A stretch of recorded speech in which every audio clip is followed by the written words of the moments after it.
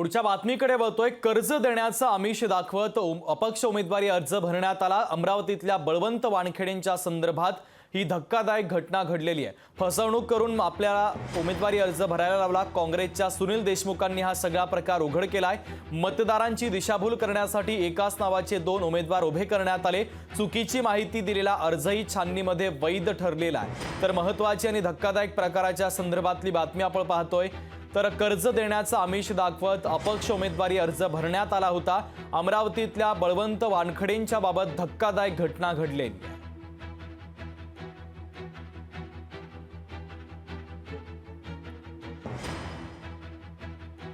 मी loan काढलं नाही जीवनात। अच्छा, तर मला असं वाटलं की बा तिथे बोलायला लागते असं की मला तो मन भेटू शकते लोन। कोण होते ते नेणारे तुम्हाला? त्याचं नाव नाही माहीत। अच्छा, आणि तुम्ही तिथं फॉर्म देताना तुम्हाला शपथ घ्यायला लागली असेल? शपथ घ्यायला लागली ना। मग तिथं तेव्हा तुम्हाला काही असं तर मला असं वाटलं की तिथं बोलायला लागते असं। अच्छा, शपथपत्रावर शपथपत्रावर बोलायला लागते असं। म्हणजे तुम्हाला तेव्हापर्यंत असं वाटत होतं की बा लोनसाठी आहे।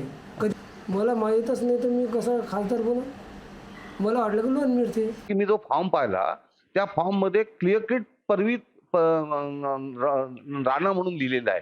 म्हणजे फॉर्म बळवंत वानखेडेचा जो डमी कॅन्डिडेट आहे आणि त्यांनी तसाचा तसा फॉर्म उचलला असल्यामुळे एका ठिकाणी चुकीने उमेदवाराचं नाव नवनीत राणा असं आलेलं आहे। पहिली गोष्ट म्हणजे हा फॉर्म रिजेक्ट का नाही झाला हे मला विचारायचं आहे निवडणूक अधिकाऱ्याला, जिल्हाधिकाऱ्याला।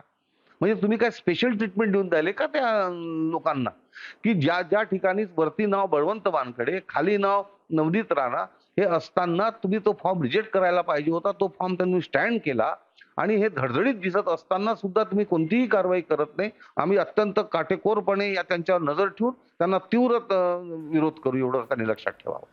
तर अमरावतीमध्ये बळवंत वानखेडेंच्या संदर्भात हा सगळा धक्कादायक प्रकार समोर आलेला आहे। सूरज दहाट आपले प्रतिनिधी आपल्यासोबत जोडले जात आहेत। सूरज, नेमका हा काय प्रकार आहे?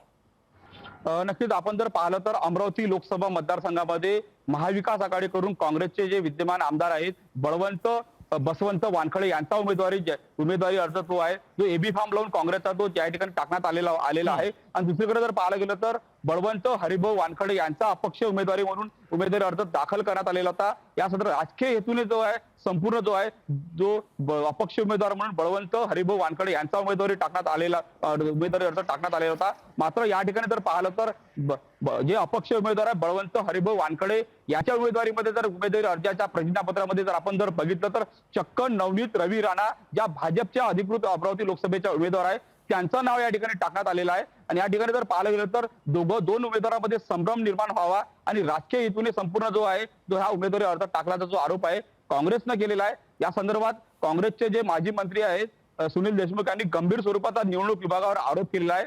उमेदवार ज्यावेळेस बळवंत हरिभाऊ वानखेडे यांचा जो अपक्ष उमेदवारी टाकण्यात आलेला होता तो उमेदवारी अर्ज काय ऍक्सेप्ट केला गेला त्याच त्यांनी रिजेक्ट करायला पाहिजे होता ना। संपूर्ण घटनेचा जो आहे त्यांनी निषेध करत कारवाईची या ठिकाणी मागणी केलेली आहे। एकूणच जर पाहायला गेलं तर या ठिकाणी अत्यंत चुकीच्या पद्धतीने जो आहे तो फॉर्म टाकण्याचा आरोप काँग्रेसने केल्यानंतर या ठिकाणी निवडणूक विभाग या ठिकाणी काय कारवाई करते, काय ऍक्शन घेते हे त्या निमित्तानं बघावं लागेल। कारण का जर आपण जर पाहिलं तर बळवंत हरिभाऊ वानखेडे जो अपक्ष उमेदवार आहे त्यांना जो कर्ज काढून देण्याच्या बहाण्याने जो आहे अज्ञात व्यक्तीने जो त्यांच्याकडून कागदपत्र मागितले होते तुम्हाला कर्ज काढून देतो आणि पैसे देतो असं तो त्यांना सांगण्यात आलं होतं। त्यात संपूर्ण सांगण्यानुसार त्यांना जिल्हाधिकारी कार्यालयाच्या ठिकाणी नेण्यात आलं होतं आणि त्यांचं अपडेट या बातमीच्या संदर्भातले पोहोचवलेले आहेत। तुर्तास धन्यवाद। लोकशाही मराठी ऐका, पहा, जागरूक रहा।